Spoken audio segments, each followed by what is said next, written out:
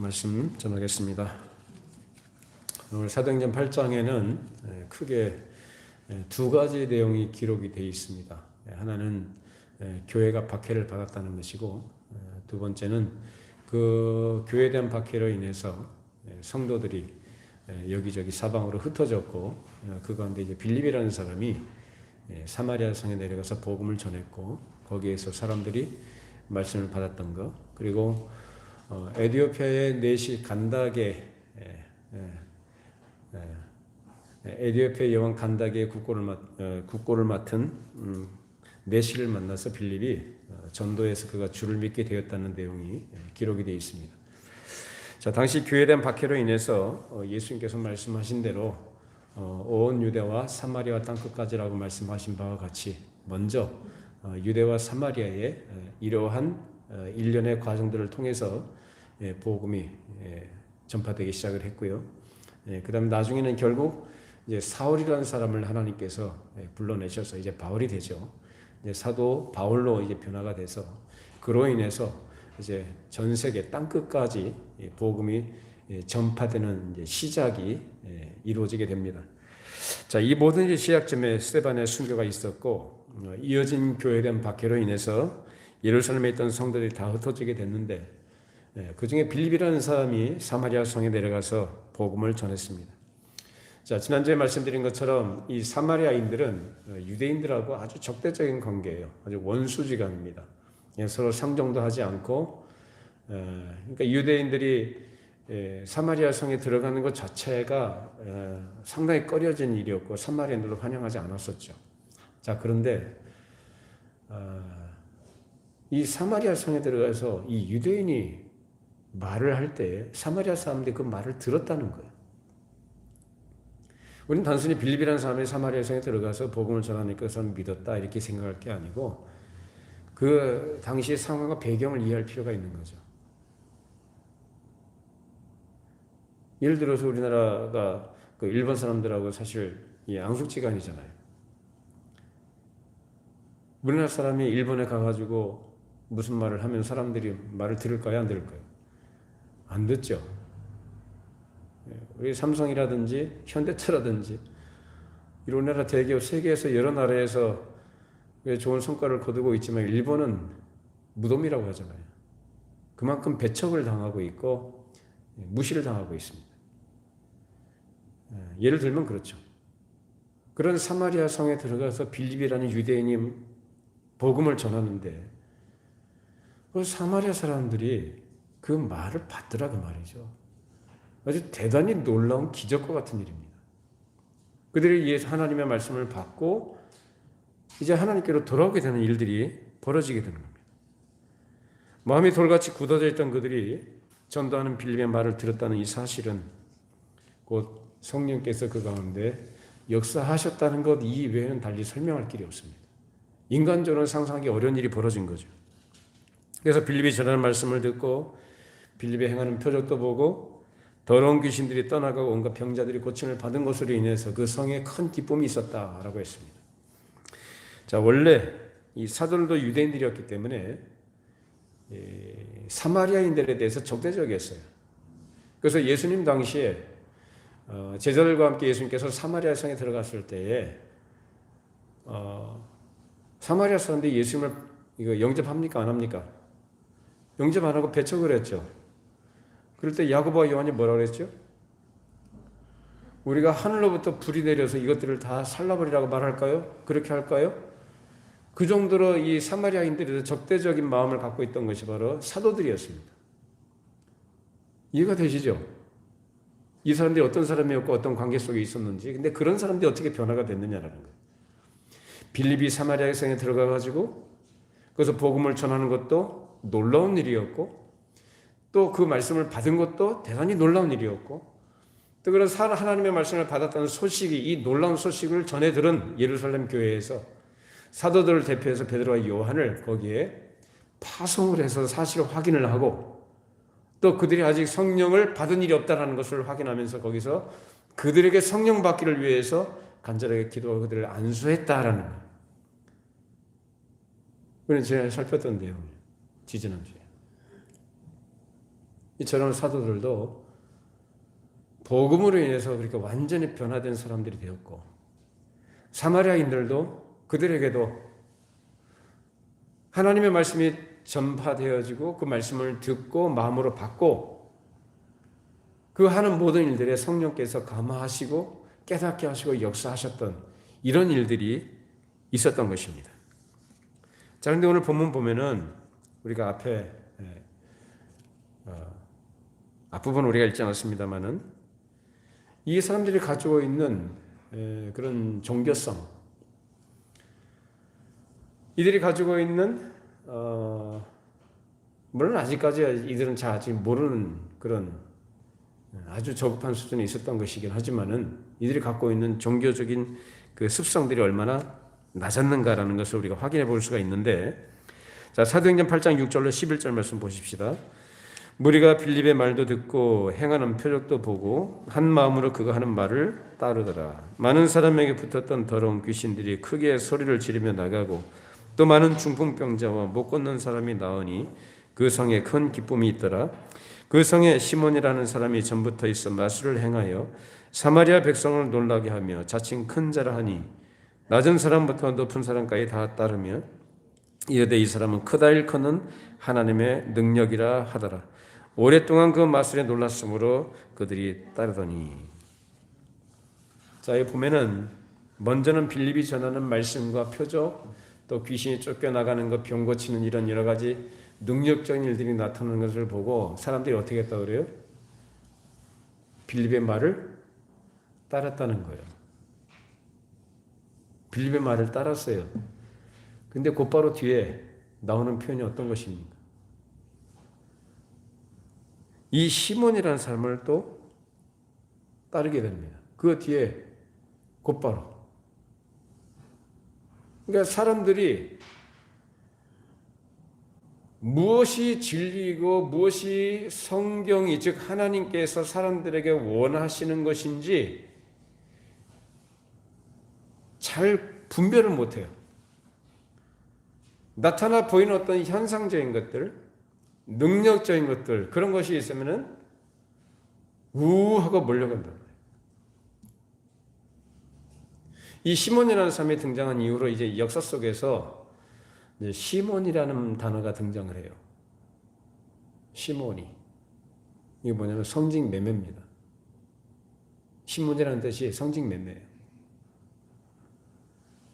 이 역사에 아주 저급하고 악한 그런 종교적 악습이 나타나는 일에 사용된 단어가 바로 이 시몬이라는 단어인데, 이 시몬이라는 사람이 가지고 있는 명예와 그 지위라는 것은 다른 게 아니고 사람들에게 칭송을 받는 마술사라는 얘기예요. 이 사람이 가진 명예, 그 지위, 권위라는 것은 바로 그것입니다. 사람들에게 칭송받는 자리에 있는 마술사. 사마리아 성에서는 그런 일개 마술사를 참으로 큰 자라 하고 훌륭하다고 해서 이제 낮은 사람도 높은 사람까지 전부 다 그를 따랐다고 해요. 그러면서 하나님의 능력을 큰 능력을 가진 자라 이렇게 칭송을 했다는 것입니다. 빌립의 말도 따랐던 그들이 이 시몬을 따른단 말이에요. 그러니까 사마리아인들의 종교적인 어떤 습성들, 이것이 얼마나 저급한가. 일개 마술사의 희한한 속임수라는 기적적인 것들을 보고 그걸 하나님의 큰 능력을 가진 자라 이렇게 할 만큼 저급했던 것입니다. 이런 것이 바로 사마리아인들의 시몬관이고 그들의 종교관이었습니다. 그런 수준에서 모두 낮은 사람부터 높은 사람까지 시몬에게 굴복하고 그 시몬을 추앙했던 것입니다. 어느 사회든지 보면은요, 교회도 그렇습니다. 어느 사회나 교회나 거기에 속한 구성원들이 가지고 있는 종교적 수준들, 그 성격을 어떻게 대체적으로 볼 수 있느냐 하면 어떠한 사람을 따르느냐를 보면 그 사회 구성원들의 종교적 수준을 가늠해 볼 수가 있습니다. 사마리아인들이 바로 그런 사람들이었습니다. 시몬은 마술사였고 마술로 실제적으로 뭐 그냥 전부 다 속임수라는 요즘 말로 말하면은 눈속임들 많이 하잖아요. 마술이라는 것들이. 근데 그런 수준은 아니고 사람들을 속인다 할 때 눈속임을 한다는 그런 뜻보다는 실제적으로 어떤 신비한 성격에 접촉이 되던 사람이란 얘기예요. 진리가 아닌 거짓된 것으로 사람들을 속인다는 의미에서 그 속임수를 쓴다 그 얘기를 하는 겁니다. 마귀를 뭐라고 합니까? 거짓의 아비라고 얘기합니다. 사람들을 속인다는 거예요. 그러니까 마술을 하는데 이 시몬이 그런 일들을 했던 것이죠. 그래서 사람들을 속여서 자기 스스로 명예와 권위를 취하고 많은 사람들을 미혹해서 그릇된 길로 이끌어갔던 사람인 것입니다. 마치 자기가 하늘에서 내려온 하나님의 사람인 양, 그 하나님께 큰 능력을 받아서 그 능력을 행사하는 사람인 체하면서 사람들 앞에 자기를 과시하고 그러한 자기를 사람들이 칭송을 할 때 그걸 부인하지 않아요. 정말로 이 사람이 하나님의 사람이고 하나님의 능력을 받아서 행하는 사람이었다면 사람들이 칭송을 할 때 어떻게 할까요? 나는 아니고 오직 주님만이 영광 받으셔야 된다. 세례 요한이 뭐라고 합니까? 나는 광야의 소리다라고 얘기해요. 하나님으로부터 온 사람이에요. 그 사람이. 하나님께 능력을 받은 사람이 그런 사람이에요. 나는 아니고 오직 주님만. 근데 시몬은 안 그래요. 자기 스스로 그것을 그런 체하며 사람들이 그걸 또 추앙하고 인정해 주니까 그걸 부인하지 않았다는 것입니다. 오히려 그걸 즐기면서 마치 하나님의 능력을 받아서 행하고 다니는 것처럼 그렇게 행세하고 다니는 거죠. 자, 이 정도까지 간다면 그것은 단순히 사람의 호기심을 넘어서 이제 사람의 종교심을 파고들어서 그들을 무지와 어둠 속으로 이끌어가는 큰 죄를 짓는 거죠. 이것이 바로 거짓 선자들의 한 유형인데 아주 잘못된 능력과 그 흑암의 세력과 권능을 가지고 그것이 마치 광명의 천사인 것처럼 변장을 해서 그런 식으로 사람들을 속이고 사람들을 고지듣게 하고 사람들 오해하도록 해서 자기 자신의 명예와 그리고 영향력 그리고 돈 그리고 권력을 유지해 나가면서 살아가는 것입니다. 이런 것들이 거짓 선자들의 중요한 특징들이에요. 근데 시몬이 바로 그런 사람이었다는 것입니다. 그런데 그런 그가 빌립이 행하는 큰 능력과 그에게서 나타난 여러 가지 권능을 보고 이제 마음속으로 보고 놀란 거죠. 놀라면서 그걸 부러워했어요. 부러워했다는 건 뭡니까? 자기에 있다는 거예요, 없다는 거예요? 없다는 거죠.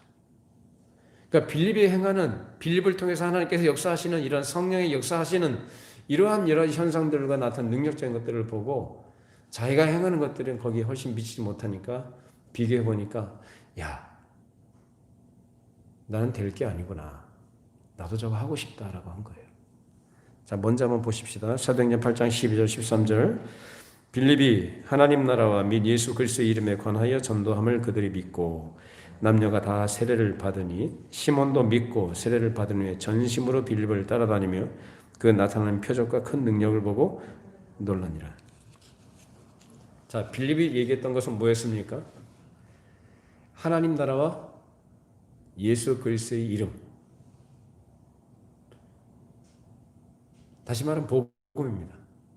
그 천국 복음을 전해요, 빌립은.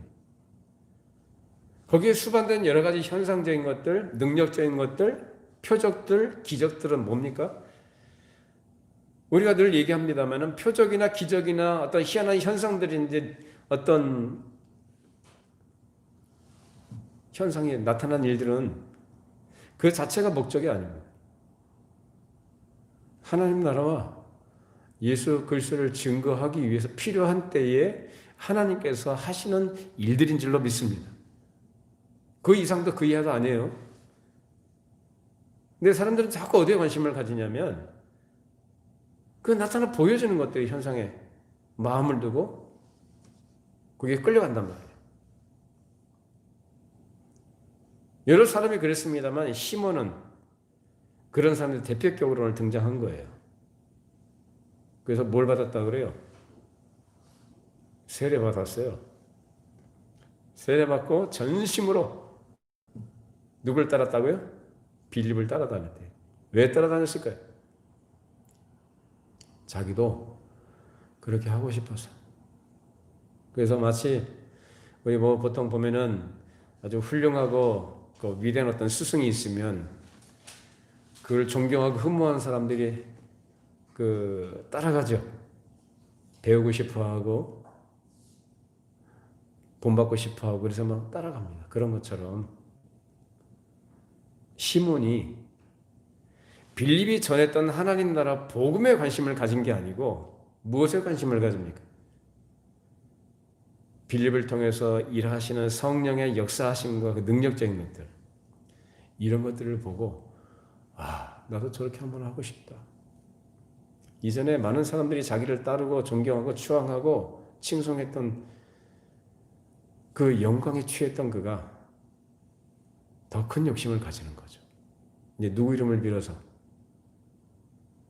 예수 이름 빌어서 해보겠다는 거예요.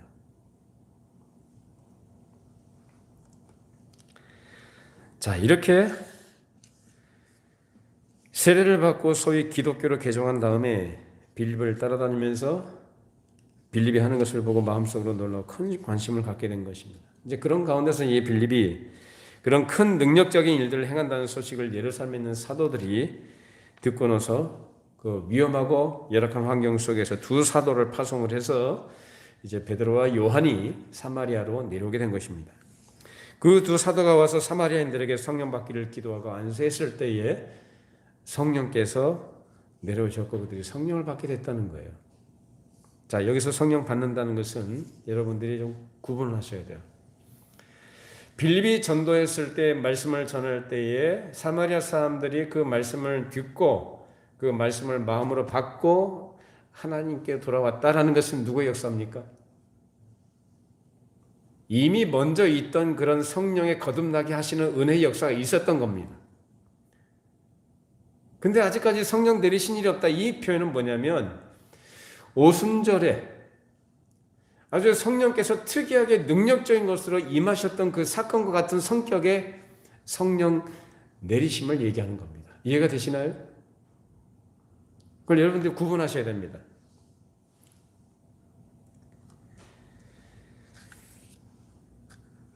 그래서 예수를 믿기 위해서 성령이 그에게 조명하시고 내주하시는 일을 의미하는 게 아니고 이미 사마리아인들은 말씀을 듣고 거듭난 사람들이었지만 아직 은사적인 측면에서는 성령의 큰 권능이 임하지 않았던 것입니다. 그런 의미에서 여기서 성령을 받는다는 것은 모든 믿는 사람들에게 동일하게 기본적으로 요구되는 조건이 아닌 거죠.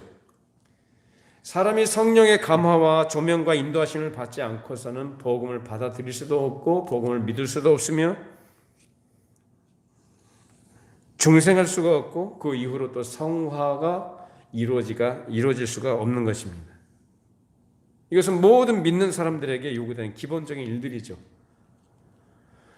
그리고 또한 동시에 성령께서 어떤 사람들에게 특별한 은혜와 은사를 부어주셔서 그 은사에 의해서 이런저런 일들을 하나님의 계획에 따라 하시고자 하실 때에 사람을 그렇게 들어서 쓰시는 것입니다.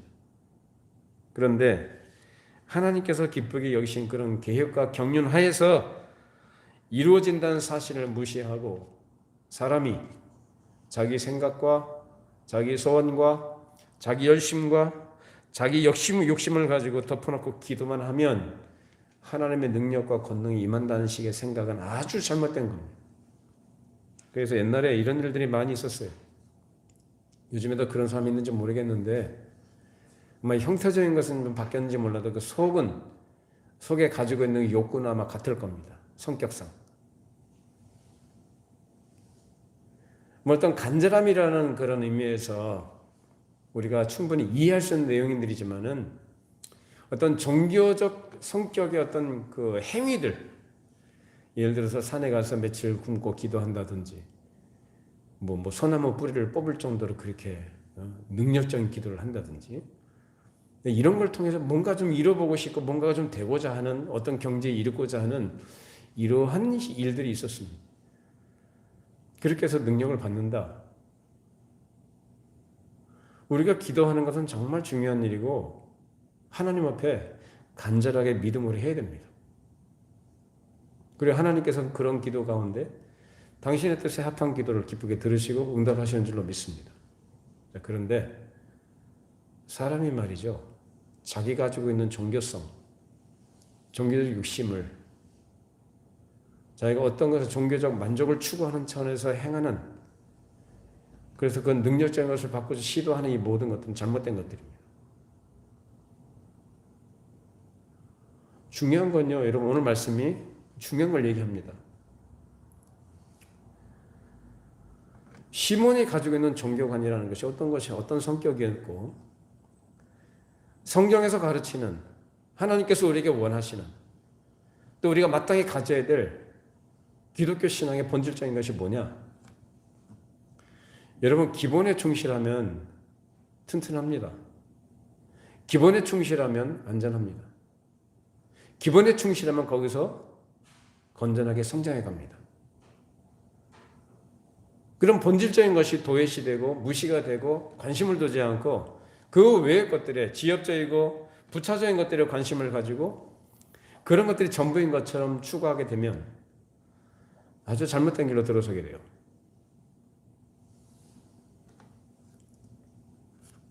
원래 사람에게 일반적으로나 기본적으로 필요하고 누구에나 다 같이 필요한 것은 중생의 사실과 성화의 사실과 하나님의 말씀에서 건전하고 도덕적이고 신령한 인격을 형성하는 일들이지, 덮어놓고 자기가 위대한 종교적 능력자나 실력자가 되려고 떠드는 사람에게 필요한 능력이 따르는 것이 아닙니다. 그것은 하나님께서 하고자 하실 때에 그렇게 택하시고 또 하나님께서 원하시는 일에 사람이 이렇게 쓰임 받는 것뿐이지 사람이 나서서 그렇게 되려고 한다고 되는 게 아니다 그 말입니다. 그렇게 될 수도 없는 것이고요. 그런데 이 시몬이라는 사람이 어떤 사람이냐? 자, 사도행전 8장 18절에서 24절 읽어보십니다. 시몬이 사도들의 안수로 성령 받는 것을 보고 돈을 들여 이르되 이 권능을 내게도 주어 누구든지 내가 안수하는 사람은 성령을 받게 하여 주소서 하니 베드로가 이르되 내가 하나님의 선물을 돈 주고 살 줄로 생각하였으니 내 은과 내가 함께 망할지어다. 하나님 앞에서 내 마음이 바르지 못하니 이 도에는 내가 관계도 없고 품기 뗄 것도 없느니라. 그러므로 너희 약함을 회개하고 주께 기도하라. 혹 마음에 품은 것을 사하여 주시리라. 내가 보니 너는 악독에 가득하며 불의에 매인 바 되었도다. 시몬이 대답하여 이르되 나를 위하여 주께 기도하여 말한 것이 하나도 내게 임하지 않게 하소서 하니라. 두 사도가 내려왔죠. 베드로와 요한이 내려와서 사람들에게 안수할 때, 기도하고 안수할 때 성령 받는 것, 즉 특별한 성령의 권능을 받는 것을 보고 그런 능력이 부러웠던 것입니다.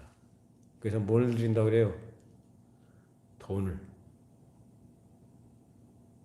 가지고 장난치려고 그래요. 여러분 이거 조심하셔야 됩니다. 우리 신앙생활에서 이 돈이 늘 중요한 의미를 갖죠. 왜냐하면 사람들은 돈을 가장 가치 있게 여기거든요. 세상의 힘이 돈입니다.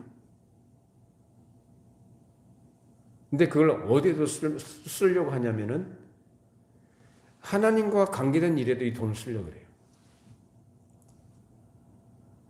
이 시몬이 바로 그런 사람의 대표격으로 등장합니다. 그래서 시몬이라는 말이 나온 거예요. 그래서 돈을 들여서 그 능력을 사고자 했던 거죠. 그래서 이 배금 사상에 대해서는 다음 주에 이어서 우리가 다시 한번 생각해 보겠습니다만은, 이런 배금 사상, 황금 만능주의라고 할 시몬의 사상이 여기서 드러납니다. 그러니까 돈이면 다 된다는 사상이에요. 여러분, 우리가 하나님께 예를 들어서 헌금을 드리면 그 헌금에 대해서 하나님께서 몇 배로 갚아주십니까? 예를 들어서 무슨 1,000번제라고 해서 한 번씩 드릴 때마다 1,000원, 어떤 경우에 뭐 10,000원씩, 그렇게 해서 정해놓고 자기 소원과 기도 제목 가지고 그렇게 하나님께 정성을 드리면 하나님께서 응답해 주십니까? 그런 식으로 하지 마세요. 하나님이 뭐가 아쉽고 뭐가 모자라서 그런 걸 받으시고 뭐 응답해 주시고 그러시나요? 이런 건 있어요. 그런 수준에서라도 하나님께서 역사하시고자 하실 때는 저는 얼마든지 하신다고 저는 생각을 해요. 그러나 기본적인 태도에 있어서 우리가 하나님에 대한 인식이 있어서 우리가 하나님에 대해서 가져야 될 자세에 있어서 그래서는 안 된다는 겁니다. 이해되시나요? 이름만 바꿔서 그런 것은 불교에서도 많이 합니다. 불교에서 하잖아요, 다. 근데 기독교 신앙은 그런 거 아니에요.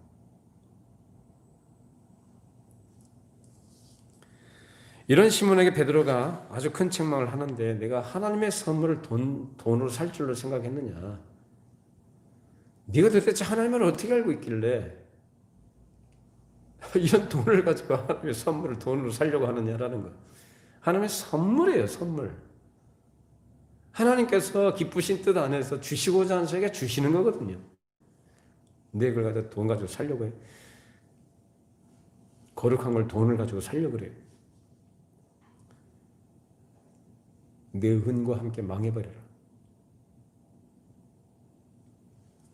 이런 아주 맹렬하고 엄격한 책망을 받았습니다. 그러나서 베드로가 뭐라고 합니까? 회개하라고 합니다. 이렇게 회개란 말을 한 걸 보면 베드로는 이 시몬이라는 자가 어떤 자인지 아는 거죠. 세례는 받았다고 하지만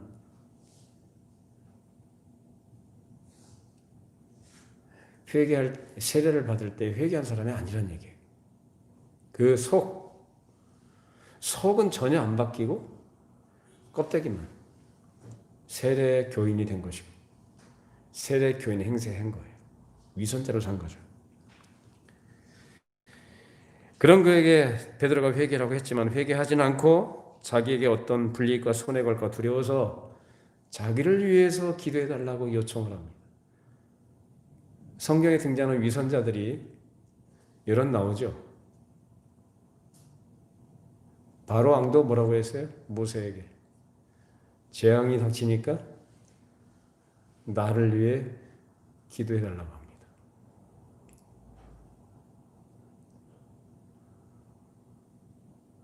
이런 일들이 이 시몬에게서 발견이 되는데 참된 회개는 자기에게 올 손해와 불이익이 두려워서 하나님께 회개하는 것은 회개가 아니에요. 참된 회개는 하나님의 마음을 아프게 했다는 것에 대한 그 마음의 쓰라림과 괴로운 마음을 가지고 하나님 앞에 돌아서는 것을 말합니다. 그게 회개예요. 근데 이 시몬은 형식적으로 세례를 받았지만은 참된 회개가 없던 사람이었고 그 사상이 대단히 세속적이었다. 그런 껍데기만 잘 꾸미고 세례받은 사람처럼 행세하고 위선적으로 살았던 것입니다. 또 한 가지 중요하게 생각할 것은 시몬이 가지고 있는 종교의 기본이라는 것은 다른 데 있지 않고 권위에 있습니다. 외형적으로 나타난 희한한 능력과 남보기에 위대하다고 볼 수 있는 그런 것들이 시몬의 종교관이었는데 그러면 자 오늘 제목처럼 시몬이 가지고 있는 종교관이 그런 것이라고 한다면 그러면 성경이 가르치는 오늘날 우리 그리스도인들이 바르게 알고 따라야 될 기독교 신앙의 본질적인 것이 뭐냐?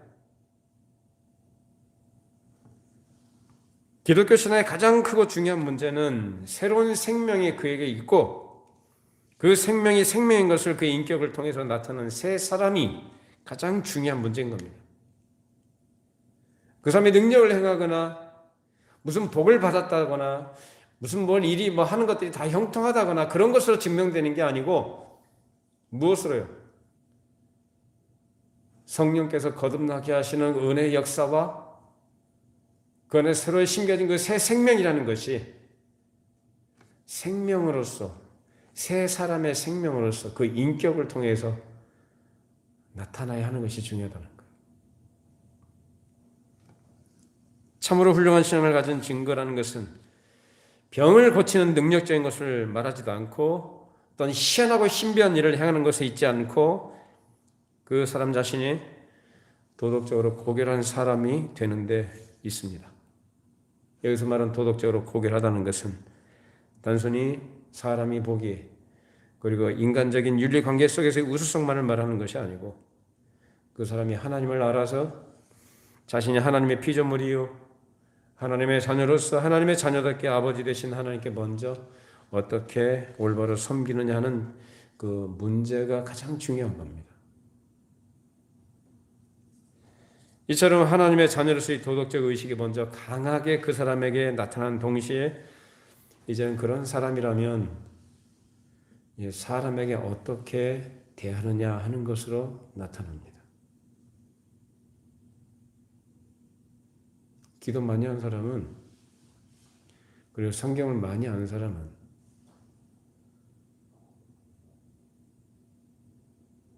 누구를 닮아야 됩니까? 하나님을 닮아야죠. 물론 우리는 다 결함이 있고요. 약함이 있는 자들입니다. 지금 완전한 것, 완벽한 걸 말하는 게 아니고 표준과 우리가 나아가야 될 방향, 우리가 취해야 될 태도들, 우리가 갖추어 나가야 될 것들을 얘기합니다. 기도 많이 하는 사람은 더 겸손해져야 되고 하나님을 닮아야 돼요. 근데 기도는 많이 하는데 그 말하는 거나 행동하는 거나 그 추구해 나가는 그 속에 있는 것들이 바뀌지 않는다면 그거는 아니죠.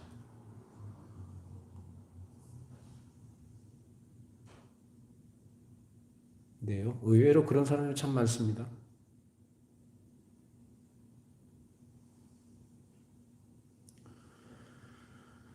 안 믿는 사람들 중에 인격적으로 참 훌륭한 분들이 많아요.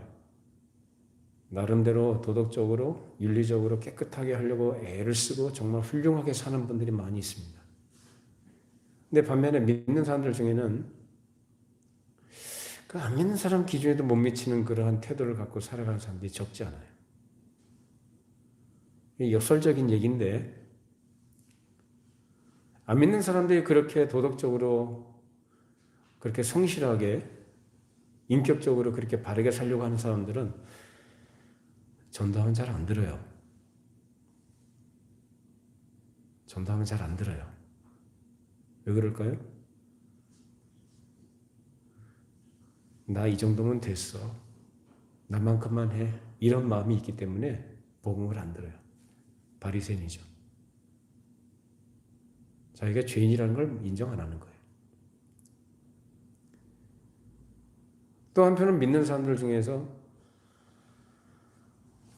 참 그 이상한 사람들 참 많은데 참 약하고 참 모자라 보이는 그런 사람 참 많은데 어찌 보면 창녀들과 세리와 같은 그런 사람들, 그런 사람들을 위해서 주님께서 오셨다는 말씀이 참이라는 생각도 하게 돼요. 그래도 그런 자기 자신을 인정할 수 있다면, 그래서 하나님 앞에 굴복될 수 있다면, 은혜를 구하는 그런 겸손한 마음을 가질 수 있다면, 그게 하나님 보시기엔 더 옳은 것이겠죠. 자, 그런데 여기서 말하는 도덕적으로 고결하다는 것은 사람을 기준으로 해서 말하는 게 아니고 성경을 기준으로 해서 그 사람이 하나님을 어떻게 알고 있는가? 그리고 자기 자신이 하나님 앞에서 어떤 존재인가를 바로 알고 그런 자신에게 하나님께서 베푸시는 은혜가 무엇인지를 알아서 그 하나님께 어떻게 섬기는 자리로 나아가느냐라는 것입니다. 이처럼 하나님의 자녀로서의 도덕적인 의식이 먼저 강하게 나타날 때에 그것이 하나님 앞에서 자기 자신의 모습을 세우게 되는 것이고 다른 사람에 대해서도 그런 겸손한 태도로 나타나게 됩니다. 여러분, 예수님 믿으시는 분들이죠. 여러분, 하나님을 아시는 분들이죠. 다른 사람에 대해서 사람을 대하실 때 상식적으로 하시면 됩니다. 예의가 있어야 되고 겸손해야 되고 긍휼히 여길 줄 알아야 돼요.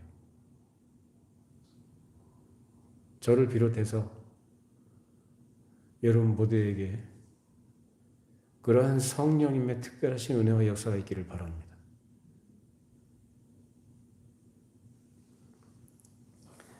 사람이 예수를 믿고 하나님을 알고 하나님과 가까이 교제하는 자리에 들어가게 되면 하나님을 닮는데 성경에서 가르치는 하나님은 그럼 어떤 분이냐? 여러 가지 하나님의 속성들을 얘기할 수 있습니다만 오늘 시간 관계에서 두 가지만 얘기하죠. 자, 먼저 요한일서 1장 5절로 7절 말씀 읽어보십시다. 우리가 그에게서 듣고 너에게 전한 소식은 이것이니 곧 하나님은 빛이시라. 그에게는 어둠이 조금도 없으시다는 것이니라. 만일 우리가 하나님과 사귐이 있다 하고 어둠에 행하면 거짓말을 하고 진리를 행하지 아니함이거니와 그가 빛 가운데 계신 것 같이 우리도 빛 가운데 행하면 우리가 서로 사귐이 있고 그 아들 예수의 피가 우리를 모든 죄에서 깨끗하게 하실 것이요. 그래서 하나님은 빛이시다라고 했는데 빛을 할 때 무엇보다 그분의 거룩한 지식과 지혜를 의미합니다. 그러므로 하나님의 자녀는 마땅히 참으로 알아야 될 것을 알고 암매한 가운데 있을 것이 아니라 광명한 가운데 빛 가운데 하나님께서 계신 것처럼 그들도 그런 가운데 있어야 될 것을 가르치는 것입니다. 따라서 하나님을 알고 그를 가까이 하는 사람은 어둠 속에 행하는 자들과 같지 않고 어디서요? 빛 가운데 행하는 사람으로 살아야 되는 것이고 그렇게 살아가는 것으로 생활해 나가는 것으로 사람들과의 관계 속에서 누구를 드러냅니까? 하나님의 빛 되심을 나타낸다. 너희는 세상의 빛이다라고 말씀하십니다. 또한 빛의 자녀들처럼 행하라고 말씀하십니다. 자, 그 다음에 요한일서 4장 7절로 11절 말씀 읽어보십시오. 사랑하는 자들아 우리가 서로 사랑하자. 사랑은 하나님께 속한 것이니 사랑하는 자마다 하나님으로부터 나서 하나님을 알고 사랑하지 아니하는 자는 하나님을 알지 못하나니 이는 하나님은 사랑이심이라. 하나님의 사랑이 우리에게 이렇게 나타낸 바 되었으니 하나님의 자기의 독생자를 세상에 보내심은 그로 말미암아 우리를 살리려 하심이라. 사랑은 여기 있으니 우리가 하나님을 사랑한 것이 아니요 하나님이 우리를 사랑하사 우리 죄를 속하기 위하여 화목제물로 그 아들을 보내셨습니다. 사랑하는 자들아 하나님이 같이 우리를 사랑하셨은즉 우리도 서로 사랑하는 것이 마땅하도다. 여기서 하나님은 어떤 분이라고 합니까? 사랑이십니다. 그 사랑이 어떻게 나타났다 그래요? 그 아들 독생자를 누구에게? 우리에게 내주셨다. 우리를 위해서 내주셨다. 우리가 하나님을 사랑한 게 아니고 하나님께서 우리를 먼저 사랑하셨대요. 왜요? 하나님은 사랑이시니까. 우리를 그렇게 사랑하셨기 때문에 사랑이 하나님이 아니라 하나님은 사랑이시기 때문에 우리에게 그렇게 사랑을 나타내셨대요.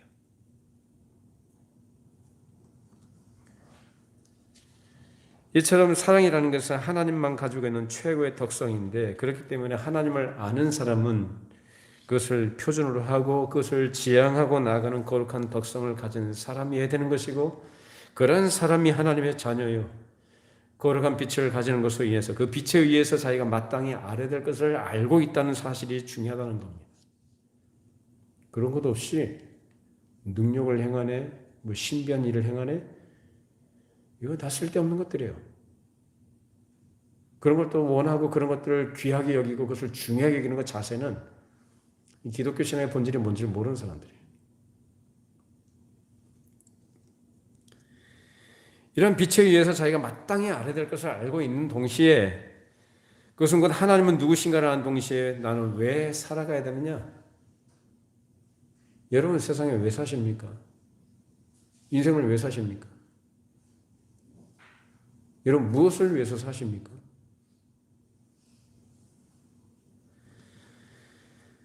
인생의 목적이 무엇인지를 모르고 왜 사는지도 모르고 그렇게 산다면 그가 그리스도 안에 있다고 자기가 스스로 얘기한다고 하면서 그걸 모른다면 그것에 관심을 가지고 있지 않다면 그것은 성경에 가르치는 기독교 신앙의 본질에 대해서 전혀 모르고 있는 거예요. 또 하나님께서 땅 위에 사람을 두시고 그 자녀를 두시고 경영하시는 것은 뭐냐? 그리고 나는 그 경영 안에서 내가 가지고 있는 게 뭐냐? 나는 무엇을 채워나가고 있느냐라는 것. 이런 것들을 아는 것이 중요하다는 거예요. 그뿐만 아니라 그 일을 행할 수 있는 강한 의지와 목적을 향해서 타협 없이 양보할 걸 양보해야죠. 타협 없이 전진해 나가는 힘과 그리고 세상 사람들을 대할 때 자신이 가지고 있는 그리스도적인 온유하고 거룩하고 아름다운 품성이 기독교 신앙의 본질적인 특성으로 표현되어야 된다는 겁니다. 이런 경우들이 있어요. 아주 강한 이미지를 갖고 있고 그래서 타협 없이 그렇게 나아가는 분들. 우리가 조심해야 되는 것은 그러한 지향성, 그런 지향하는 것을 힘있게 추진해 나가는, 전진해 나가는 그런 과정에서 사람들과의 관계가 참 중요하다는 것을 새롭게 생각해 봐요. 왜냐하면 나는 옳은 것을 알고 있고 나는 옳은 편에 서 있으니까 너는 틀렸어 라는 식으로 정죄하고 비판하고 판단해 나가는 사람들을 공격해야 되는 그것은 올바른 태도가 아니에요. 우리가 원칙에 있어서 본질적인 것은 진리에 대해서는 우리가 단호하고 양보 없이 타협 없이 우리가 밀고 나가야 되지만 사람들을 대할 때에는 신사적으로 상식적으로 예의 바르게 그리스도적인 온유함과 겸손함으로 그리스도적인 품성을 나타낼 수 있기를 바랍니다.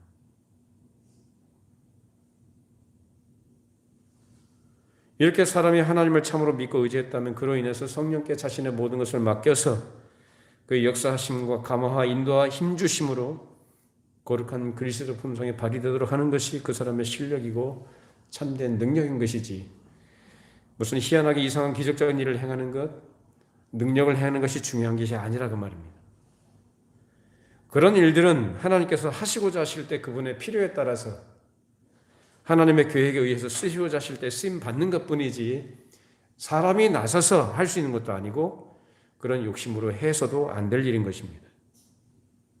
그래서 신앙이 훌륭하다는 것은 신비한 능력을 행하는 데 있지 않고 기적을 행하는 데 있지 않고 그리스도의 품성과 그 인격을 닮아가고 그런 가운데 올바른 신앙적 정체성을 분명히 해서 이 세상과 문화에 대해서 유혹에 대해서 타협하지 않는 것입니다. 그런데 오늘 본문에 등장하는 시몬은 이런 기독교 신앙의 본질적인 성경에 전혀 관심이 없고 어떤 방법으로 획득했든지 간에 저가 나타나는 것이 희한하고 능력적인 것으로 그래서 사람들이 보고 놀랍게 여기고 그것으로서 자신이 가진 권위를 증명하는 데 써먹으려고 한 것입니다. 그런 것이 소위 권위주의적 종교입니다. 그리고 이런 것은 그 당시 시몬뿐만 아니라 그 이후로 역사 속에서 오늘날까지도 많은 사람들 가운데 그런 것들이 있습니다. 그것은 목회자뿐만 아니라 일반 성도들 가운데도 그런 것들이 있습니다. 이런 것들을 우리가 주의해야 돼요. 자기 과시와 자기 증명용으로 다른 사람들이 자기를 그렇게 인정해주는 사람이 되고 싶은 이런 마음의 욕심들과 욕구 이런 것들은 결국 자기 만족과 자기 영광을 추구하는 겁니다. 너희가 먹든지 마시든지 무엇을 하든지 다 하나님의 영광을 위하여 하라고 합니다. 하나님의 영광은 무엇으로 드러납니까? 성경을 통해서 우리에게 가르쳐 주시는 하나님을 섬기는 하나님의 백성들의 기독교 신앙의 본질이 무엇인지에 대해서 바르게 알고 그 암과 지식에서 하나님의 말씀을 따르고 그 뜻을 순종해 나가는 데서 하나님의 영광이 나타납니다. 여러 가지 구체적인 것들을 얘기를 할 필요가 있겠습니다만 시간 관계상 그렇게 말씀 못 드리고 원칙과 중요한 핵심적인 것들을 말씀드리니까 이 말씀을 통해서 우리에게 내 삶에 어떻게 어떤 부분에 내 인격의 어떤 부분에 적용을 해야 되고 실천해야 될 것인가 고민해 보시고요. 내 습성과 내 실력으로 안 되는 부분들이 있잖아요. 그런 부분들을 성령께 맡겨드리고 감화하심과 역사하심을 구하면서 우리를 진리의 말씀대로 이끄시는 대로 순종할 때 그 하나님의 거룩하신 영광이 나타날 줄로 믿습니다. 우리의 삶이 그렇게 되기를 바랍니다. 기도하시겠습니다. 거룩하신 하나님 아버지, 오늘 귀한 말씀으로 또 우리를 다시금 돌아보게 해주시고 다시금 순결하게 해주시고 우리의 믿음을 정건케 해주심을 감사합니다. 주님, 저희들이 언제나 주의 말씀 앞에 겸손하게 엎드려 주의 말씀의 뜻을 깨닫도록 성령께서 도우시고 또 깨달은 바대로 알게 하신 바대로 우리 것을 행할 수 있는 의지와 힘과 능력을 공급해 주시고 이 세상에서 모든 사람 앞에 하나님의 하나님 되심을 나타내는 하나님의 자녀로 살게 하시며 그래서 어둠 속에 빛을 발하는 빛의 자녀들로 생활해 갈 수 있도록 저희들을 붙들어 주시옵소서. 헛된 욕망과 헛된 자기 자랑과 만족에 빠지지 않도록 언제나 용서받은 죄인이라는 생각을 가지고 용서할 수 없는 죄인을 용서하신 그 하나님 아버지의 크신 사랑과 은혜를 기억하고 언제나 감사하며 겸손히 주의 말씀에 귀를 기울이고 말씀하실 때 성령께서 감화하시고 우리를 진리 가운데 행할 수 있도록 능력과 힘을 공급하여 주시옵소서. 우리 모든 성도들 주 앞에 더욱더 뜨겁게 사랑으로 또 하나님 앞에 충성을 다한 일꾼들 되게 해주시고 우리 가정과 우리 일터에서 우리가 돌아가서 행할 모든 일들이 우리 하나님의 선하심과 아름다우심을 나타낼 수 있는 복 있는 삶이 되도록 축복하여 주시옵소서. 예수님의 이름으로 기도하옵나이다. 아멘. 다 같이 자리에서 일어나시겠습니다. 635장 찬송 드리겠습니다.